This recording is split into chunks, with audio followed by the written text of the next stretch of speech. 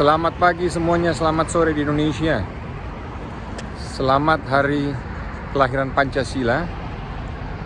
Salam dari Jerman, saya lagi di Jerman di Frankfurt mengikuti pameran IMAX, pameran khusus para penyelenggara, event organizer, PCO, venue owner, dan lain-lain. Dalam kesempatan ini guys, saya ingin menyampaikan atau mendownload salah satu video dari adik saya Timo Scheunemann, Coach Timo, yang mengulas tentang Pancasila, khususnya sila 1 sampai sila 5. Coba kalian dengarkan baik-baik dan perhatikan, isinya sangat-sangat bermanfaat dan sangat-sangat bagus. Sekali lagi, salam dari Jerman. Salam Pancasila. Luar biasa ya, hari ini hari Pancasila. Saya mau share sedikit tentang Pancasila, bagaimana Pancasila itu luar biasa. Dari sisi pemilihan kata, dari sisi nilainya tentu saja, tapi juga dari sisi penempatan sila-silanya. Ya, ini pandangan saya sendiri, interpretasi saya sendiri, karena dimulai dari dulu saya suka salah antara sila kedua sama sila keempat, suka tertukar gitu kan. Jadi saya kemudian mengingatkan diri sendiri dengan cara seperti ini. Ya, pertama, ketuhanan yang Maha Esa. Kenapa ini harus di awal? Karena memang Tuhan itu dasar dari segalanya, dasar dari moralitas, dasar juga dari tujuan hidup. Apa arti hidup ini kalau tidak ada Tuhan, seperti itu. Nah, kemudian yang saya suka juga adalah pemilihan kata Esa. Bisa diinterpretasikan oleh masing-masing kepercayaan dengan cara mereka sendiri-sendiri. Ya, jadi kalau dalam Islam, Esa betul-betul satu, jadi satu, ya, satu Tuhan. Kalau dalam Hindu dan Buddha, menyatu, Esa menyatu.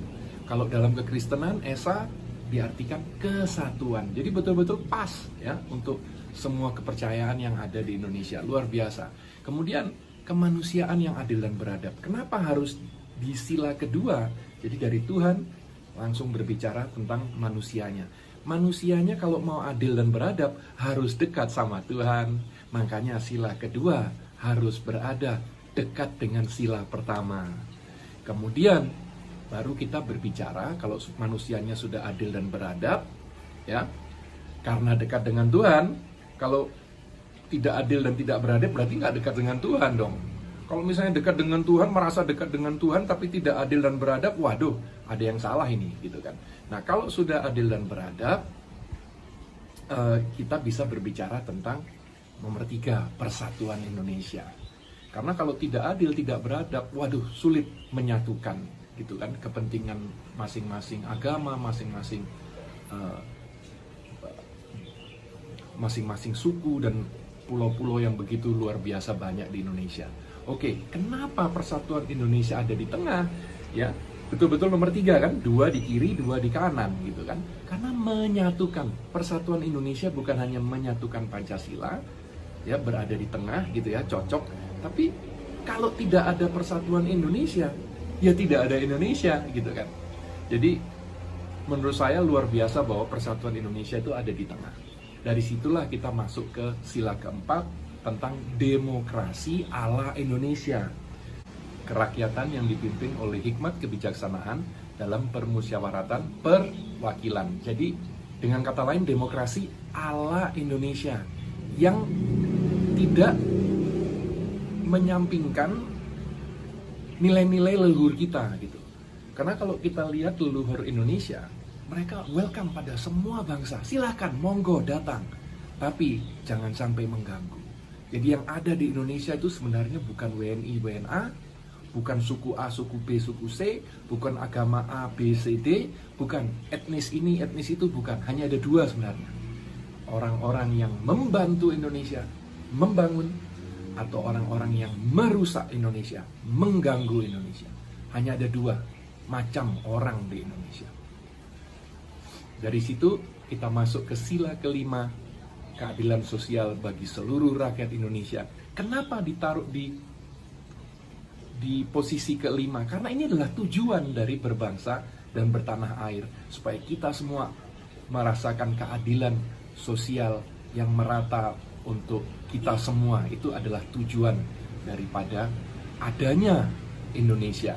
Jadi itu tadi pemahaman saya tentang Pancasila luar biasa ya. Jadi mohon betul-betul dijaga Pancasila ini, karena yang membuat Indonesia begitu spesial adalah justru penyatuan dari begitu banyak bahasa, ya, suku dan agama. Itu yang membuat betul-betul Indonesia ini spesial. Kemajemukan Indonesia yang membuat Indonesia spesial, dan itu harus dijaga. Tidak akan datang dengan sendirinya. Jadi sama kalau di bola, tidak akan datang talenta-talenta yang luar biasa yang bisa diharapkan oleh timnas Indonesia. Tidak bisa.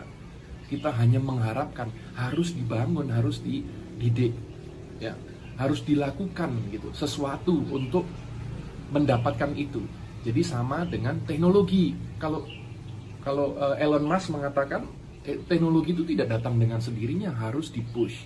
Nah, begitu juga dengan persatuan Indonesia, dengan menjaga Pancasila ini, itu betul-betul harus dipush. Kita masing-masing harus menjaga, tidak datang dengan sendirinya bahwa kita bisa menyatu menjadi Indonesia seperti sekarang. Butuh kita semua untuk menyatukan, untuk bersatu. Salam Pancasila.